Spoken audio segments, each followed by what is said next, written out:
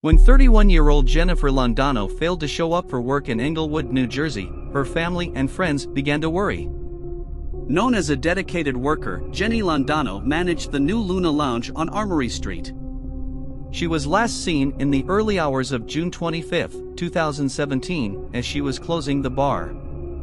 She was supposed to come to work that evening and open the place, but she never showed up. Colleagues who were waiting for her at the bar started calling her, but her phone was turned off, which caused even more concern because she had always stayed in touch and had never been late for work. Jennifer lived alone, and when it became clear that she wasn't home, her loved ones contacted the police station to report her missing. They also stressed that she always checked in when she went out, but this time there were no reports from her, which could indicate that something bad might have happened to her. When the police began their investigation, they first went to the apartment where Jennifer lived. The front door was locked, and there was no visible damage. When the police managed to get inside, they saw nothing suspicious at first glance. There was absolutely nothing to indicate that the missing person's apartment was a crime scene. The place was clean and tidy, and nothing of value had been touched. After finding no clues at Jennifer's apartment, the police went to the bar where she worked as a manager. After talking to the staff at the establishment, they found that Jennifer had no conflicts with either the bar patrons or the employees. Everyone spoke very highly of her and described her as a kind, helpful, hard-working person. Jenny, a woman known for her sweet disposition, was also eager to achieve something in her life, and her ambition led her to go into business with 40-year-old Rafael Lolos in 2016. They began operating the Luna Lounge in Englewood, New Jersey. It was a popular bar, and while Lolos was the financial backer of the business, Jenny was the manager.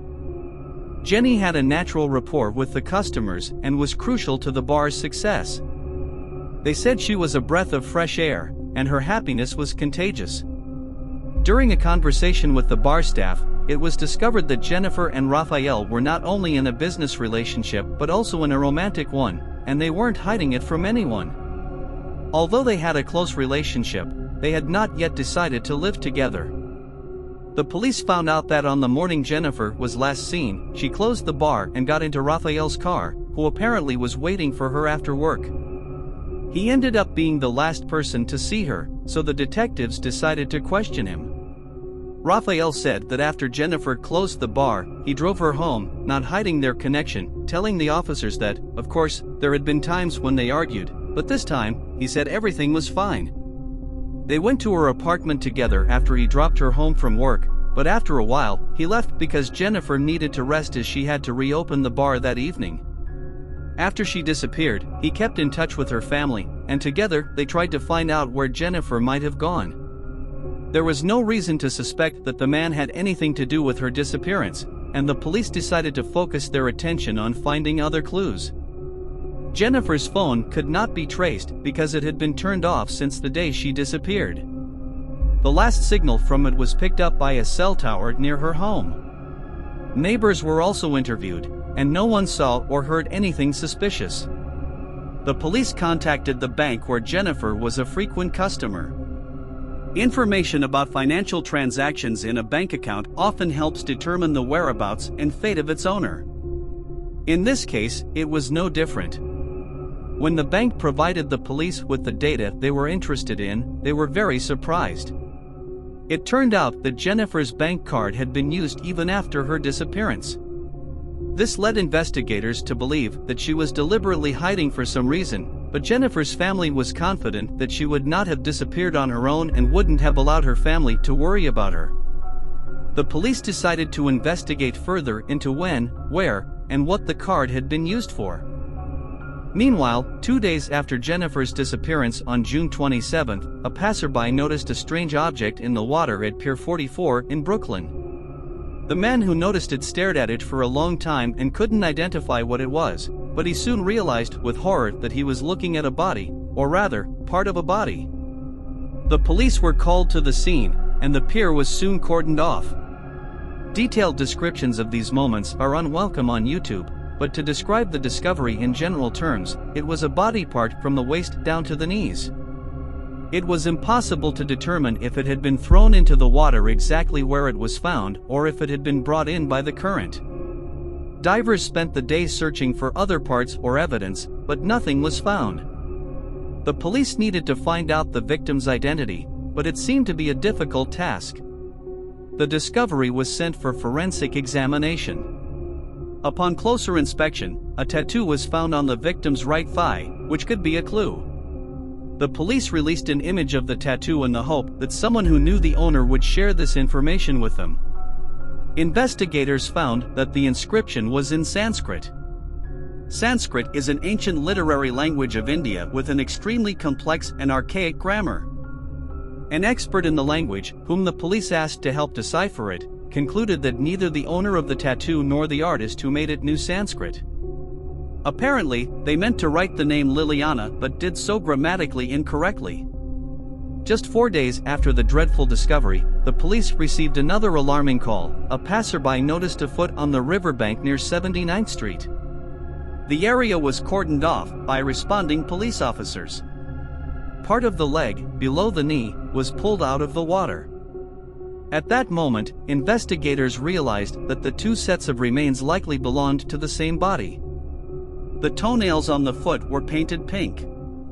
Divers searched the river area where the leg was found, but they were unsuccessful in finding other body parts or evidence that could assist in the investigation initiated after the initial discovery. Forensic analysis soon confirmed that the fragments found were parts of the same body.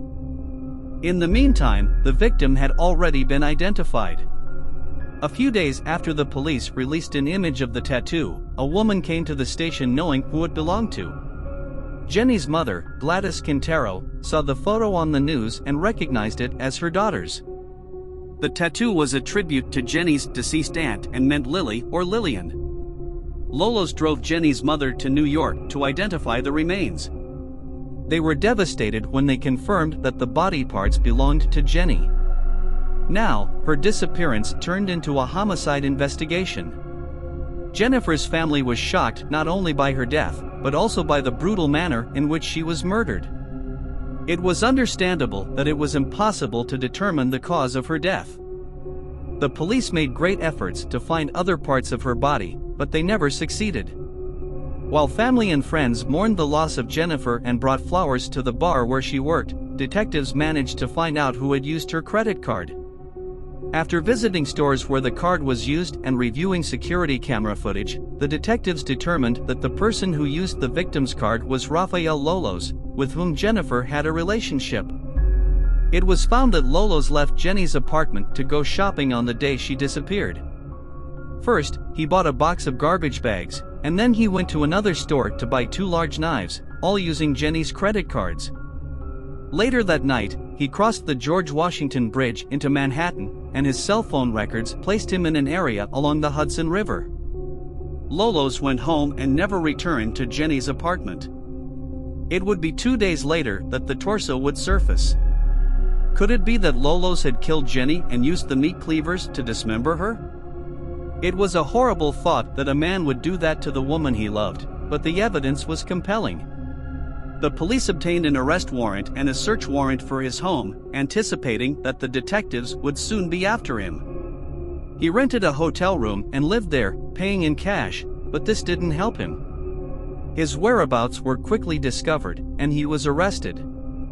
Lolos did not resist arrest. He denied having anything to do with Jennifer's death, claiming she had given him the credit card herself. He continued to insist that she was fine when he left Jennifer, but detectives began to receive more and more evidence that the man's testimony was an outright lie. Dark red stains were found in his bathroom at home. Samples were sent for analysis, determining it was Jennifer's dried blood. In Lolos's correspondence with Jennifer, they found they often quarreled, primarily motivated by jealousy. They also found a mailbox and a bag that already contained a tracking device in his house. It turned out Lolos was so obsessed that he had installed a GPS tracking device in Jennifer's car without her knowledge, allowing him to track her movements when he wasn't around.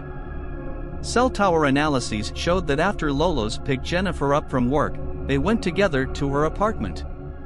Jennifer's phone was turned off soon after, but Rafael's phone remained active. That same night, between 9 p.m. and midnight, a cell tower in the Hudson River area received a signal from Rafael's phone. This could mean that Jennifer was already dead by then, and the man went to the river to dispose of the body. Lolos was charged with murder, desecration of human remains, stalking, hindering apprehension, and credit card fraud. The trial began in November 2019 and lasted 2 months. Prosecutors stated Jennifer died in her own apartment at the hands of Lolos after a jealousy-fueled argument. Lolos's lawyers argued there was no real evidence of how Jennifer died, while the prosecution argued it was evidence of evidence concealment. After 3 days of deliberation, the jury found Lolos guilty on all charges. He was sentenced to life in prison with the possibility of parole only after 63 years, that is, at the age of 106. The rest of Jennifer's body was never found.